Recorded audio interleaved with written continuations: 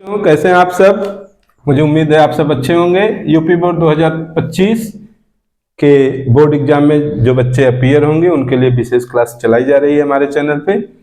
देखिए आज का जो क्लास है वह विशेष करके इडियम्स और फ्रेज के लिए है। इडियम फ्रेज आपके क्वेश्चन नंबर 3 का दूसरा प्रश्न होगा जो 2 नंबर का आएगा। मैंने पिछले वीडियो में बताया है, फिर से आप सुन लीजिए। यह क्वेश्चन नंबर 3 होगा। क्वेश्चन नंबर 3 का बी आपको 2 नंबर का होगा जिसमें एक इडियम्स या फ्रेज, चाहे इडियम्स दिया रहेगा चाहे फ्रेज दिया रहेगा, उसका आपको करना क्या होता है, उसकी आपको इंग्लिश और हिंदी में मीनिंग लिखनी होती है और फिर उसी मीनिंग से, चाहे आप इस मीनिंग से चाहे आप इससे, एक सेंटेंस का फॉर्मेशन करेंगे, एक वाक्य बनाएंगे जिसमें आपका जो दिया हुआ इडियम्स है, जो दिया हुआ फ्रेज है वह आ जाए उस वाक्य में। तो ये 2 नंबर का क्वेश्चन है। इसको आप, इसमें किसी ग्रामर की आपको आवश्यकता तब पड़ेगी जब आप वाक्य बनाएंगे। मतलब ग्रामर का मतलब जब आप सेंटेंस फॉर्मेट करेंगे, सेंटेंस का फॉर्मेशन करेंगे, उसमें आपको टेंस की आवश्यकता पड़ेगी जब आप वाक्य बनाएंगे। उसके लिए आप टेंस से जो भी जानकारी प्राप्त करना है टेंस वाले चैप्टर से आप पढ़ लीजिए। Set off, fall flat, set in, run down, all the drop of a hat, pick holes in, to die in harness, net upon, point out, to hell from, the apple of one's eyes, pull a fast one। ये 12 idioms और phrase जो कि 2024 के exam में और 2023 के exam में, ये 6 सेट में एक एक करके 6 सेट का है, यह 6 सेट के पेपर का है। माने ये टोटल 12 पिछले साल और पिछले के पिछले साल पेपर में दिए हुए इडियम्स फ्रेज हैं, इंपॉर्टेंट हैं, आप इसको विशेष रूप से याद कर लीजिए। पहला है सेट ऑफ। सेट ऑफ का मतलब होता है to leave on a journey. To leave on a journey मतलब किसी यात्रा की शुरुआत करना या यात्रा पे जाना। जैसे इस समय हमारे यहाँ प्रयाग का मेला आने वाला है, कुंभ का मेला, तो यदि आप वाक्य प्रयोग करना चाहें तो आप कह सकते हैं कि हम लोग प्रयाग नहाने जा रहे हैं या प्रयाग की यात्रा पे जा रहे हैं।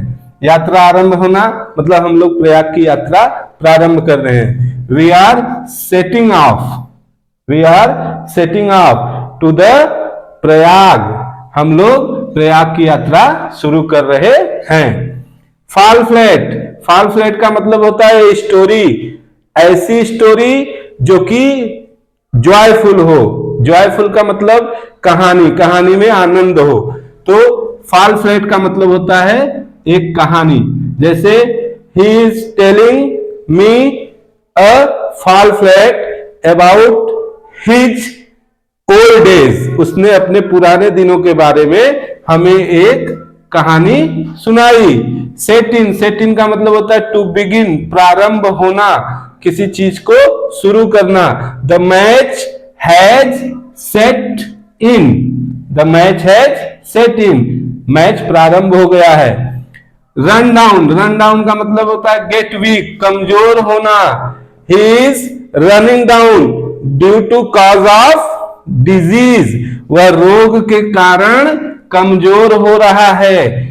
All the drop of a hat, all the drop of a hat immediately, immediately माने तुरंत, तुरंत का मतलब होता है call the doctor all the drop of a hat because the condition of patient is very bad, अर्थात doctor को तुरंत बुलाओ।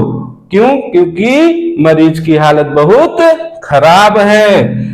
Pick holes in, pick holes in का मतलब होता है to find out faults of, दोष निकालना, दोष निकालना। जैसे आप लोग बहुत व्यक्ति हैं जो दूसरे के व्यक्तियों के कामों में दोष निकालते हैं, तो आप यहाँ पे कह सकते हैं कि एक सरकार दूसरे सरकार का हमेशा दोष निकालती है। जैसे इस समय बीजेपी की गवर्नमेंट है तो कांग्रेस गवर्नमेंट सत्ता में नहीं है, तो आप कह सकते हैं the Congress party picked, the Congress party picking holes in the government of the government of BJP, Congress की सरकार बीजेपी गवर्नमेंट की कमी दोष को निकाल रही है।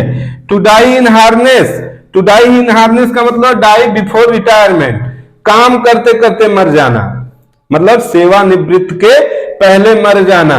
जैसे कोई व्यक्ति है बहुत ही काम के प्रति वफादार है, उसका मालिक बड़ा ही जालिम है, तो उसको रिटायरमेंट के पहले इतना काम करवा दिया कि वो बेचारा किसी कारण से मर गया। तो टू डाई इन हार्नेस का मतलब die before retirement. Die before retirement इसका एक और अर्थ हो सकता है कि आप काम करते करते किसी घटना दुर्घटना से मर गए। जैसे कोल माइनर्स होते हैं, कोयले में खदान में काम करने वाले, तो कोल माइनर्स ऑलवेज, या you can say the coal miners often die in harness. जो कोल माइनर्स होते हैं प्रायः रिटायरमेंट के पहले मर जाते हैं। नेट अपॉन, नेट अपॉन का मतलब होता है टू गेन, लाभ प्राप्त करना। लाभ प्राप्त करने से तात्पर्य है many persons net upon in the share market, कई लोग शेयर मार्केट में लाभ प्राप्त करते हैं। पॉइंट आउट, पॉइंट आउट का मतलब होता है direct someone attention. Direct someone attention का मतलब होता है किसी को ध्यान दिलाना।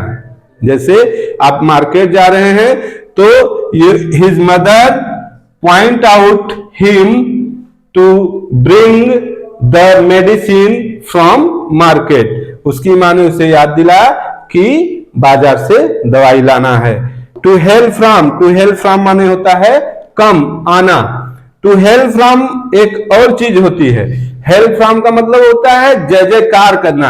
आपने एक पिक्चर देखी होगी मदर इंडिया, मदर इंडिया पिक्चर, मदर इंडिया नहीं सॉरी मिस्टर इंडिया। मिस्टर इंडिया पिक्चर में आपने देखा होगा मोगैम्बो नाम का एक विलन था, तो उसका इतना दबदबा था कि उसके लोग उसके लिए जान दे देते थे और उसकी जय जयकार करते हुए।